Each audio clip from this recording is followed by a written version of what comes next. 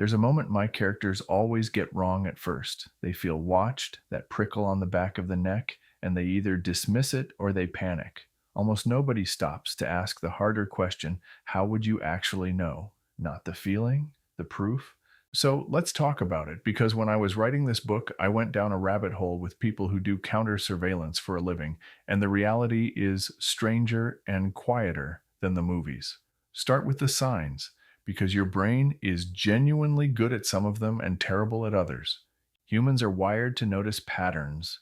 The same face, the same car, in two places that shouldn't share a coincidence. Investigators call it the rule of three. Once is nothing, twice is bad luck, three times in different contexts is a pattern worth respecting.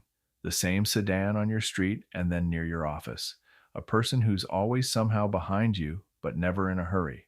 That instinct isn't paranoia, it's pattern recognition doing exactly what it evolved to do.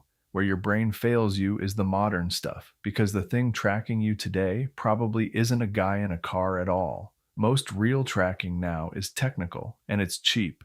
A magnetic GPS tracker is the size of a matchbox and slaps onto a wheel well. The tells are unglamorous, a small box where nothing should be, wires that don't belong, and battery-powered ones that need retrieving, which means someone has to keep coming back to your car. Then there's your phone, which is honestly the best tracking device ever sold, and you paid for it.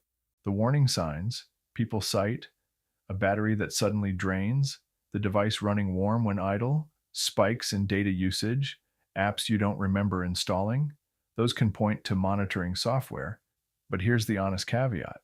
They can also just mean your phone is old and tired. That ambiguity is the whole problem. So how do the professionals cut through it? They don't rely on feelings. They run what's essentially a controlled experiment. The classic is the stair-step route, a series of turns no sane person would make if they were actually going somewhere. Around a block, a sudden reverse, a stop where stopping makes no sense. Surveillance has to react to that, and reacting is what exposes it. You're not trying to lose anyone. You're trying to force the pattern into the open so you can confirm it exists. If you're new here, this channel lives in exactly this gap between the paranoid feeling and the provable fact. There's more in the description under the vault, and that gap is where it gets psychologically brutal because here's the thing nobody warns you about. Once you start looking for surveillance, you find it everywhere. Every parked car, every dropped call, every coincidence recruits itself into the story. Counter-surveillance people have a term for this. They call it burning yourself, where the anxiety of being watched does more damage than any watcher ever could. It wrecks your judgment, it isolates you, it makes you unbearable to the people who'd actually help you. The discipline, the real skill, is the opposite of what you'd expect.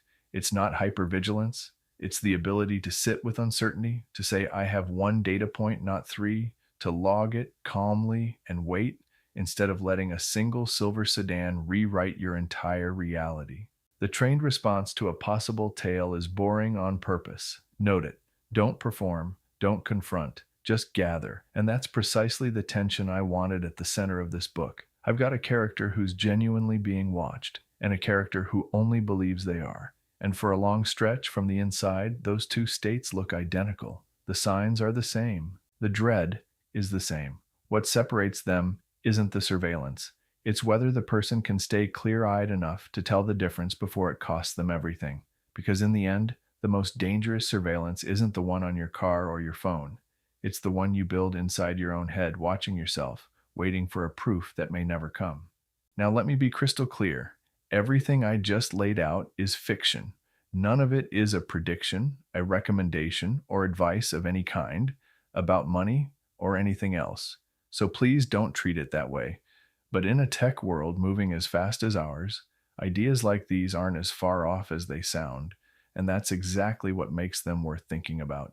If any of this got the gears turning, drop a comment below. I read every single one. Subscribe to the channel to hear more stories like this, and look below at the description to find more info about the Peril Files and join the vault to get insider information.